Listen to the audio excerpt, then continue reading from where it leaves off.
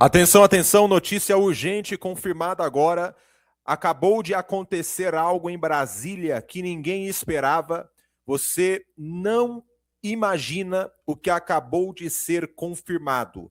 Algo extremamente grave nos bastidores, uma tensão explosiva que já vinha sendo abafada há meses. Inclusive, eu comentei sobre isso em alguns vídeos. Acabou de transbordar, gente. Duas das figuras mais poderosas do país entraram em rota de colisão e as consequências podem ser devastadoras. Momentos antes, houve um embate duro, fechado, longe das câmeras. Agora, sinais claros indicam que alguém foi colocado na fogueira, hein? E o pior, isso acontece exatamente quando uma revelação paralela cai como uma bomba no cenário eleitoral. Nada disso é coincidência, nada disso é isolado, e o silêncio da grande mídia nesse exato momento é ensurdecedor. Fontes políticas afirmam que a relação entre Lula e Alexandre de Moraes chegou a um nível de desgaste jamais visto. Não estamos falando de divergências normais, estamos falando de pressão, recados indiretos, movimentos calculados, e segundo analistas, um deles saiu queimado. Isso mesmo. O clima é de ruptura, desconfiança, o clima é de cada um por si nesse momento. O Alan dos Santos, na sua tela, vem trazendo uma bomba que foi revelada nesse momento sobre Lula e Moraes, tá? Lula e Alexandre de Moraes. Quando isso acontece no topo da política, o país inteiro sente o impacto. Mas isso é só o começo. Porque agora, literalmente agora, nesse minuto, uma informação começou a circular com força total nos bastidores políticos. Uma ligação antiga, sensível, extremamente controversa envolvendo o PT e o Foro de São Paulo voltou ao centro do debate, mas dessa vez com novos elementos, novos documentos em análise e um timing que pode mudar tudo. Analistas eleitorais estão em alerta máximo, estratégias estão sendo revistas às pressas, projeções internas indicam uma mudança inesperada. Não é teoria e nem especulação, é um movimento político real acontecendo agora, enquanto você assiste esse vídeo. E como se isso já não fosse o suficiente, surgiu uma nova informação envolvendo Jair Bolsonaro que não vem de dentro do Brasil, viu? Documentação estrangeira, algo fora do país acontecendo, papéis que estariam sendo avaliados em outro território. Aliados, nesse momento, confirmam adversários em silêncio. Preste muita atenção, porque essa é a parte que quase ninguém está conectando. Conflito interno, agora, envolvendo Lula e Moraes. Estão falando aí sobre o Moraes colocando Lula na fogueira por causa de um acordo, um plano maior. Você vai ver tudo aqui, tá? Tudo isso ao mesmo tempo. Tem algo grave sendo confirmado agora, cabeças rolando, cabeças caindo nesse momento. Você que está acompanhando aqui esse vídeo, já deixa o seu like, aquele like abençoado, é só clicar no botão de curtir aqui embaixo e Deus também vai te abençoar, porque aqui o nosso canal tem compromisso com Deus, compromisso com o povo e compromisso com a verdade, tá bom, gente? Vamos lá, olha só, o Alan dos Santos está na sua tela, o que vai ser revelado agora? Algo envolvendo Lula e Moraes, tá? O Bolsonaro foi citado, tem nova informação agora importante. Preste atenção aqui, vou soltar para vocês. Bem, já no meu bom dia, eu quero muito que você preste atenção no que eu tenho a dizer. Mas muito mesmo. Ó, foco aqui, preste muita atenção. O Trump já tem um controle total do Panamá. Ele já tem um controle, óbvio, do Alasca, que é um estado americano. Então o Trump não tem nada a se preocupar que venha do Pacífico. O Trump já está de olho na Groenlândia. Já controlou a situação na Venezuela. Ou está em desenvolvimento esse controle, mas esse controle já começou. Restam para Trump Colômbia, Brasil e Cuba. Por que o Trump precisa fazer isso? O Trump recebeu, obviamente, uma ordem muito clara de que se ele vir a ser presidente dos Estados Unidos, ele precisaria parar o Putin, porque senão o Putin ia tomar toda a Europa. E a condição é, eu preciso primeiro fortalecer internamente os Estados Unidos, proteger ao redor dos Estados Unidos, que é a doutrina Monroe, que ganhou uma expansão maior em novembro do ano passado, nós noticiamos isso aqui. A segurança nacional dos Estados Unidos precisa expandir a proteção dela para além do Caribe. E você percebe claramente essa movimentação do Trump em relação à Groenlândia e abaixo dos Estados Unidos em relação a Cuba. E fica claro, assim, que se o Trump precisar dar uma resposta muito firme para a Rússia e China, ele está protegido. Ataque aéreo, o Trump já tem, uma corrida espacial, um avanço muito maior do que os inimigos pensam que ele tem, ou que a própria imprensa pode noticiar. O Max comentou isso. Usem o site filmot.com, vocês vão ver o Max comentando sobre o que o Trump já teria de proteção do... Era o Iron Dome o nome? Ou era Golden Dome. Golden Dome. Então o Max, vocês procurem pela palavra Golden Dome, né, Max Cardoso falando sobre isso, vocês vão encontrar aqui no nosso canal. Então, por cima, o Trump está protegido. Se você olhar o mapa assim na sua frente, por cima o Trump está protegido. No Alasca, o Trump está protegido.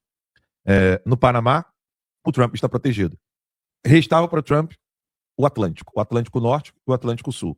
O Trump tira a Venezuela da jogada, Cuba ainda continua no alvo, Rússia e China ainda tem Cuba, Colômbia e Brasil.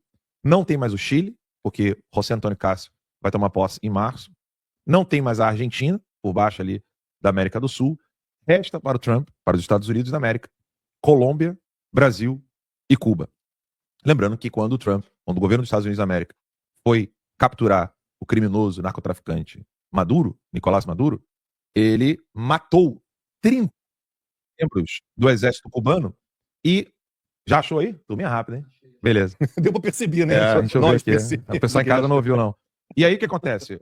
Quando até me perdi aqui que eu tava falando. Desculpa. Nada, tranquilo. É o Bob and Bob. Nada, Crente tranquilo. Bob and Bob. Eu cheguei aqui declarando amor ao Bob and Bob. Até me perdi aqui agora que eu tava falando da...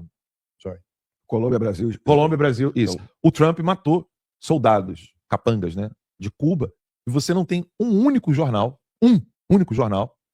lamentando a morte dos soldados, com muitas aspas, cubanos. verdade. Só que isso é algo que a imprensa não tá prestando atenção, porque, uma, é burra, e segundo, porque não recebeu ordem nenhuma para falar disso.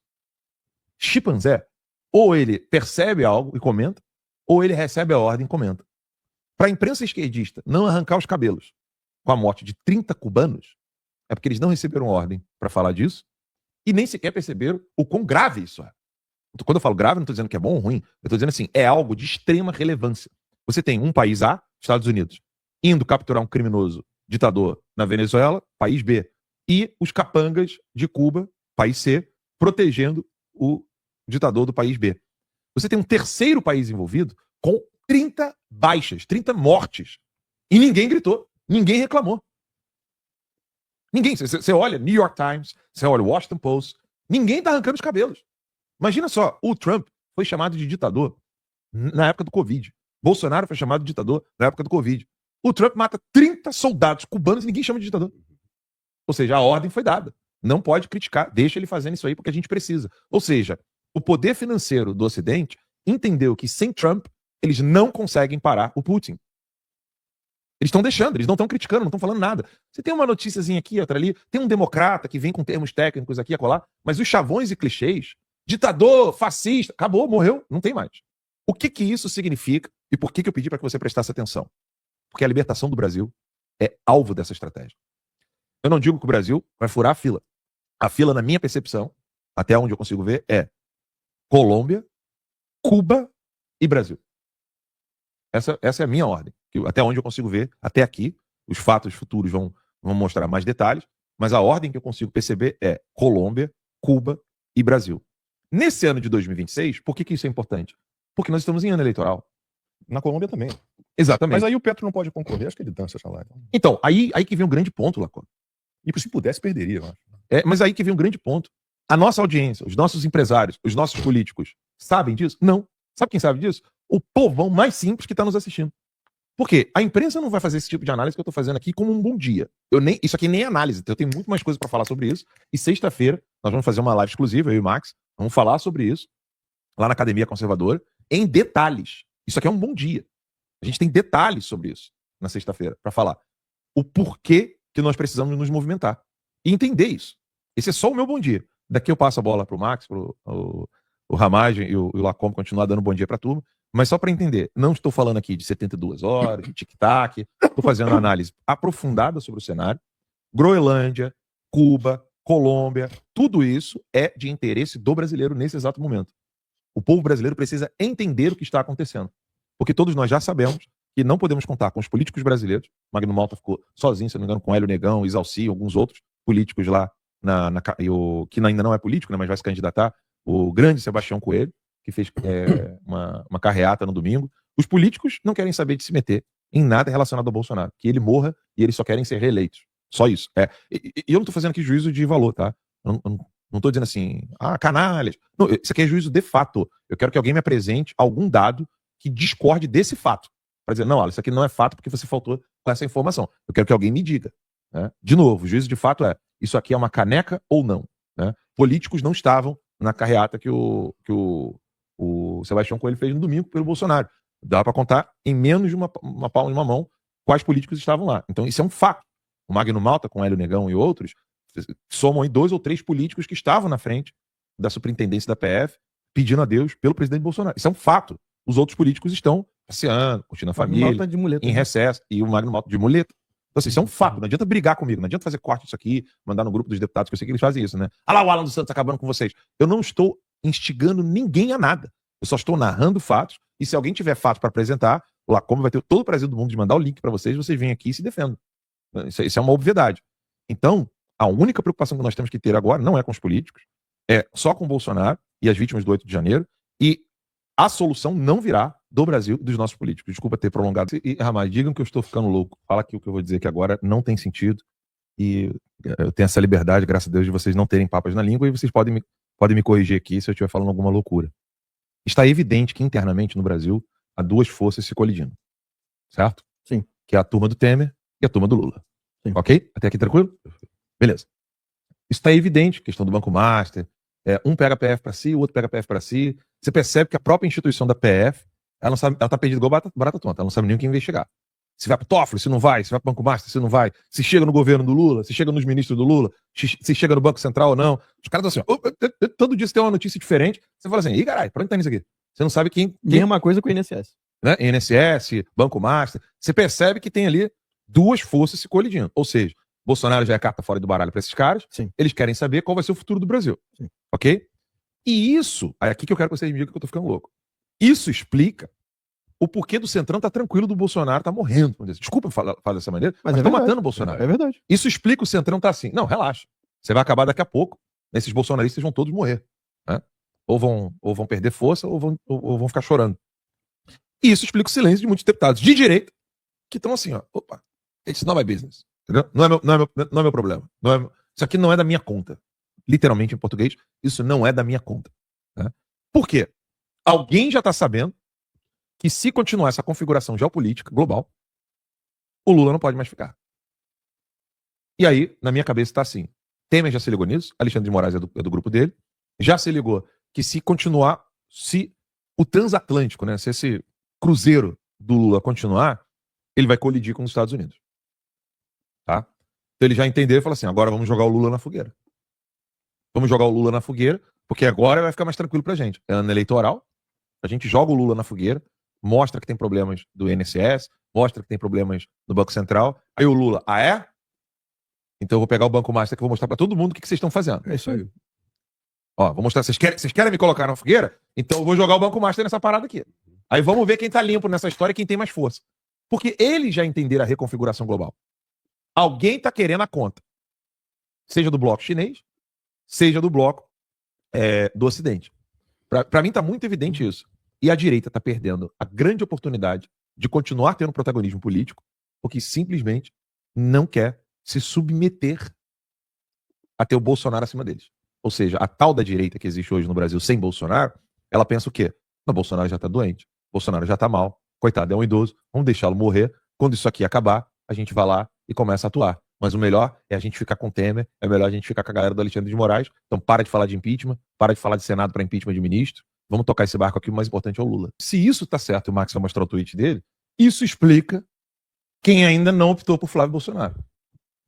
Concorda comigo? Concordo. Porque o Flávio Bolsonaro, ele é aquela peça do xadrez que ninguém sabia que existia mais. Porque na cabeça dos caras tá assim, entenda, isso aqui não é o que eu penso, tá, gente? Eu tô fazendo a exposição da mentalidade de pessoas, de grupos. Não é o que eu penso. Então, o que eu vou falar aqui agora em primeira pessoa É para que vocês entendam como cada um está pensando. Então, ponto 1. Galera do Temer, Centrão, vira e fala: Bolsonaro é carta fora do baralho. Já conversei com o Alexandre de Moraes, ele vai ser condenado sim, vai pra cadeia sim, pode ficar tranquilo que agora é só a gente tocar o barco. Aí os caras fizeram isso, e o Lula achou: pô, parabéns aí pra vocês tiraram o Bolsonaro, o caminho tá limpo, vou pra minha reeleição, eu vou eleger quem eu quero. Aí, de repente, começa o fator ali. Trump pega... Peraí, pessoal, rapidinho. O Trump pega o Maduro, aí a situação fica um pouco mais complicada e delicada pro Brasil, porque tá todo mundo contando com o quê? Pô, não, tira a Magnitsky lá, vai dar tudo certo pra gente. Você tira a Magnitsky, a gente fica de boa aqui. Aí o Lula foi lá, então beleza, vocês têm a palavra de vocês, eu tenho a minha palavra. Eu consigo tirar a Magnitsky do teu pescoço. Não, pode ficar tranquilo. Tirou a Magnitsky do pescoço do Alexandre de Moraes, Alexandre de Moraes não aceitou ficar subserviente ao Lula e ao projeto de poder dele, ele tem um projeto de poder próprio, e aí começa. O pessoal tava brincando aqui, né? Se dois inimigos nossos querem brigar, 2 pedras. Eu pago até um motel pra eles se comerem. Né? Só pode sair um vivo de lá. Eu não tô nem aí, eu pago. Eu não quero nem saber. Mas o ponto é, eu queria entender, junto com a nossa audiência, eu quero que vocês comentem aí, o seguinte: o fator Flávio Bolsonaro desestabilizou essa situação toda.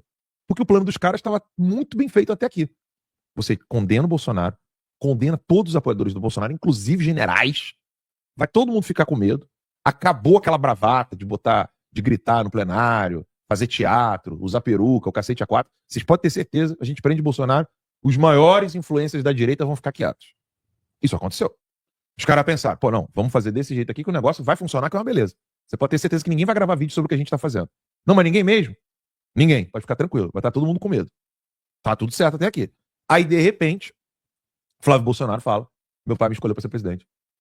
Aí começou: não, mas peraí, a gente não sabe se foi realmente Jair Bolsonaro, ele tá na cadeia, ele tá preso. Isso foi uma canalice muito grande alegarem isso. Mas lembra que alegaram. Claro, alegaram. Alegaram. O Bolsonaro não está podendo falar, então o Flávio se utilizou do pai para se colocar como candidato a presidente. Isso é uma canalice.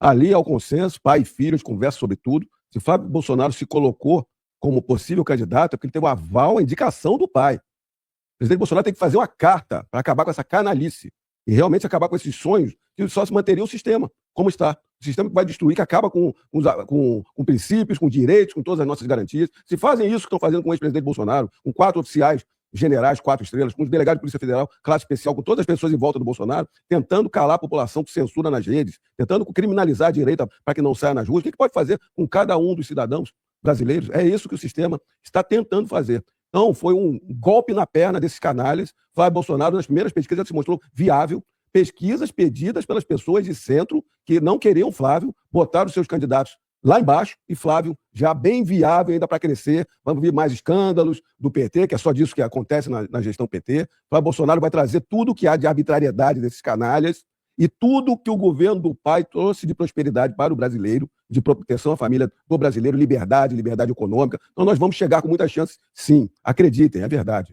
E aí os caras ficaram desestabilizados. Começou: não, mas peraí, então beleza, tá confirmado. Mas por que ele não perguntou para mim? Silas Malafaia, né? Por que ele não conversou com a gente? Tarcísio, até agora não se posicionou como deveria. Na verdade, nem se posicionou, né? Falou ali alguma coisa que o Flávio terá o seu apoio. Tudo. Mas, sim, tá na dele. Ele tá no aguardo ainda. Ele falou isso antes ou depois dos aplausos do SPT News? Não, só pra saber. Perguntar não ofende. E aí... Mas foi na mesma época. Então, o Tarcísio tá na dele. Retaguarda. Zema, retaguarda. Ratinho Júnior, retaguarda. O Ronaldo Caiado, retaguarda. Aí o Ronaldo Caiado, entre todos, o mais honesto até pra mim. De fato. Ele virou e falou assim: não, eu vou me candidatar assim, eu quero arrumar confusão lá, eu quero xingar esse desgraçado. Vou mostrar o que o Lula é, vou mostrar para a rede nacional quem é o Lula, ele vem com esse tudo. E o Bolsonaro tem o direito de escolher o filho, isso é capital político dele, não sei o quê. Caiado foi homem pra cacete. Tratou realidade como realidade. Ele foi homem pra cacete pra mim ali. Olha, assim, todo mundo sabe das críticas que eu tenho ao Caiado com relação à China, com relação à pandemia, etc. Nossa, pandemia, ele foi... Mas convenhamos. Quando o Caiado já estava lutando com os esquerdistas, eu estava trocando as fraldas. Então, assim, o cara... mas condecorou Gilmar Mendes, não, Paulo Bonet... É bom pra gente saber, né? Eu não tô dizendo que ele é um... Tô dizendo que ele é um presidenciável, não. Tô dizendo o seguinte: ele foi homem, mostrou, falou: eu vou me candidatar. Ele sabe que ele não tem como ganhar como presidente. O que ele quer é outra coisa. Ele debateu com o Lula na década de 80. Sim, ele foi candidato em 89, não foi? Então, em 89, ele fala do Lula ligado à teologia da libertação. Eu não conheço nenhum outro candidato que falou isso depois dele, só o Bolsonaro. Mas nenhum, é sério, eu não conheço nenhum político, candidato à presidência, que falou: Lula, você é ligado à teologia da libertação. Você está destruindo a formação dos pastores e padres dentro da igreja. O Caiado falou isso em 89, tem vídeo. Mas o meu ponto não tô aqui babando ovo do Caiado, não. Só tô dizendo que ele não é um novato igual o Zema. É só isso que eu quero dizer. O Zema não. Quando o Caiado estava lutando contra o PT, o Zema nem sequer sabia o que era política. Eu estava trocando as fraldas, mas o Zema já tinha idade para poder estar fazendo alguma coisa. Não tô diminuindo o Zema, não. Tô dizendo o seguinte: o Caiado não é nenhum novato. Ele é raposa velha e sabe muito bem o que está fazendo. Mas o meu ponto é, por que o Caiado não caiu nessa? Por que o Caiado não caiu nessa de falar assim, ó, isso aí não tem autorização do pai, ou isso aqui, a direita não é do Bolsonaro? O Caiado não meteu essa. Ele virou e falou assim, não, o Bolsonaro tá lá preso, ele tem o direito de escolher quem vai ser o sucessor dele, ou seja, ele respeitou o espaço de MC Bolsonaro. Coisa que o Tarcísio, que tá ainda com cordão umbilical sem ser retirado, não fez. É isso que eu quero dizer. O Caiado, ele tem um capital político próprio. Ele não foi eleito por causa do Bolsonaro, ele já era eleito antes. Ele se uniu ao Bolsonaro, seja lá para garantir o terreno dele, seja lá qual for o motivo. O que eu tô querendo mostrar... Posso falar a primeira palavra no programa? Rapaz, O tamanho... Eu tô querendo mostrar... Pede autorização, né? Eu tô pedindo autorização aqui. Em 3 vias. Vocês me perdoem, mas eu preciso dizer isso de um modo indignado. Então, vocês, por favor, eu vou até tentar suavizar o palavrão. Tirem as crianças da sala. Não, eu vou suavizar o palavrão. Isso mostra o quão garota de programa é o governador de São Paulo, Tarcísio de Freitas. Ele é uma garota de programa, cara. Porque se ele não tinha capital político, ele não existia politicamente antes do Bolsonaro. É o Tarcísio e todos que foram eleitos no capital do Bolsonaro são garotas de programa. Se prostituem com a primeira moeda, a primeira nota, o primeiro cheque, a primeira promessa de dinheiro que vem na frente. Porque se o Caiado, que tinha capital político anterior, foi homem para entender a decisão do Flávio, se o Marcel Van Hatten, que tinha capital político antes de Bolsonaro, foi homem para dizer isso aí, é a decisão deles e tal, nosso partido é outro, tá, beleza. Você pega todos os políticos que tinham capital político anterior ao Bolsonaro, eles estão mais preocupados com Bolsonaro do que aqueles que foram eleitos por Bolsonaro. Magno Malta tinha capital político antes de Bolsonaro? Sim ou não? Pode responder. Tinha? Magno Malta tinha, pessoal? Tinha, não tinha? E ele tá onde agora? Preocupado com Bolsonaro. O Tarcísio tinha capital político antes do Bolsonaro? Não. O que ele tá fazendo? Porra nenhuma. Falei pro meu palavrão. Ou seja, todos os políticos, todos, que não tinham nada antes do Bolsonaro, nada, estão cagando o Bolsonaro. E os que não tinham, os que já tinham capital político anterior, estão olhando e falando assim, pô, é sacanagem que eu tô fazendo com o cara. A gente tem que tentar fazer alguma coisa aqui. Tem galera pulando carnaval, irmão. Fora de época.